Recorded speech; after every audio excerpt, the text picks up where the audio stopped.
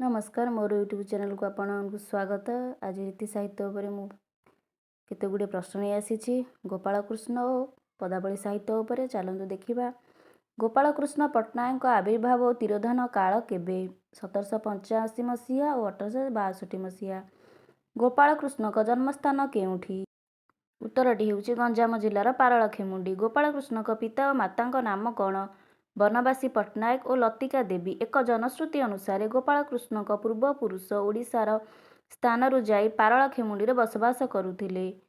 उत्तरटी हेउची जाजपुर। ओडिया साहित्य गोपाल कृष्ण काहींकी परिचित? से जणे सर्वमान्य वैष्णव पदावलीकार।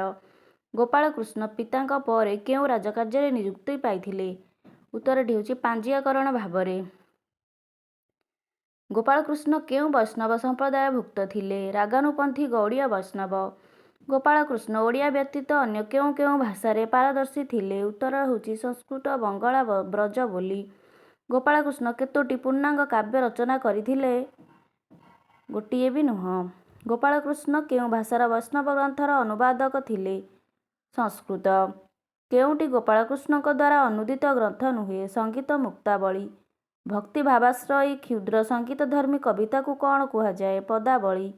पदावली साधारणतः केउं लीलात्मक? कृष्ण लीलात्मक। सर्वप्रथमे केउं कवि पदावली शब्दर प्रयोग करिथिले? जयदेव।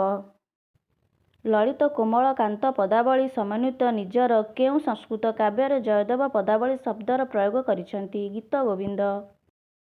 मैथिली कवि विद्यापति और बंगीय कवि चंडीदास जयदेव को अनुसरण करी केउं भाषारे पदावली मान रचना कले?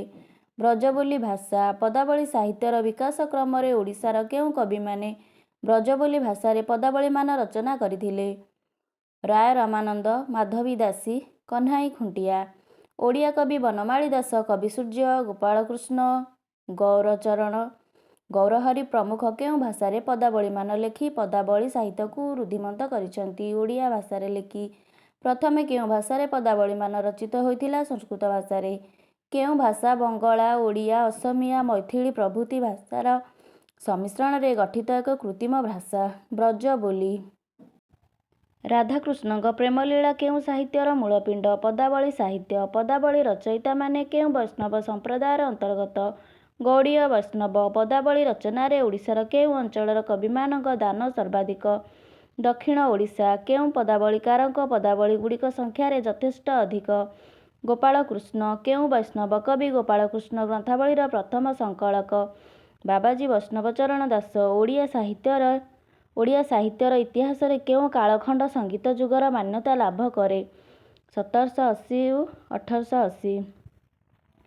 पदावलीकारମାନଙ୍କ द्वारा रचित मनःशिक्षामूलक पदावली गुड़िक साधारणतः केउं रसरे आधारित? शांत रस। वैष्णव पदावलीर मौलिक रस केउंटी? भक्ति रस। वैष्णव पदावली कृष्णरति केउं रसर स्थायी भाव? भक्ति रस। अलंकार शास्त्र 9टी रस स्वीकृत होइथिले हे वैष्णव रस सिद्धांत रसर संख्या केते? 5। वैष्णव रस सिद्धांत केउं रस सर्वोत्कृष्ट? मधुर रस। स्तुतिमूलक पदावली केउं दुई रस परिलक्षित हुए? शांत और हास्य। पदावलीकार बनमाली रचनारू गृहीत निम्न उद्धृतिटी केउं रस फुटी उठिछि? सजनी तोर धरुचि कर गो, आनी दियो मोते श्याम सुंदर गो। बनमाली बोली चिंता न कर, निश्चय आसिबे मुरली धर गो। सख्य रस। उठिलु एते बेगी काहींकिरे दुखी धन, दधि मंथाई देबु नाहीकिरे। तुच्छा हाथटा खाई नाचुचु काहीं पाई, सुखी जीवु न चाहा छाईकिरे। गोपाल कृष्ण पदावली गृहीत एही उद्धृतांशटी केउं रस व्यंजित? वात्सल्य रस। भक्त कवि गौरहरि परिछांक निर्मोक्त पंक्तिद्वय केउं रसाश्रित?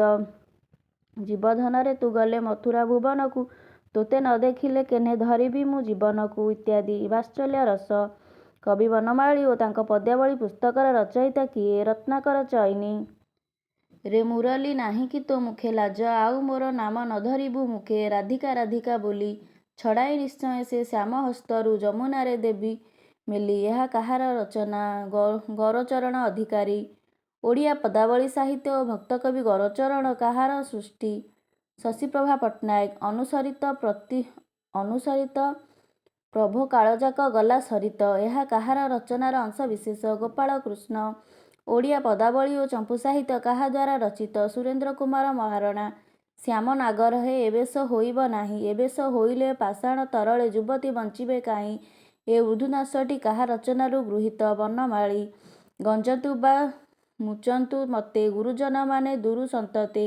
ନିନ୍ଦନ୍ତୁ ସ୍ୱଜନ ମନ୍ଦପଣେ ପୁଣ ଗଳନ୍ତୁ କୂଳରୁ କାଢ଼ନ୍ତୁ ମୋତେ। ଏ ଆତ୍ମସମର୍ପଣ ଭାବ କେଉଁ କବିଙ୍କର? ହରିବନ୍ଧୁ। କାଳାନୁକ୍ରମେ ସଜାଇ ଲେଖ।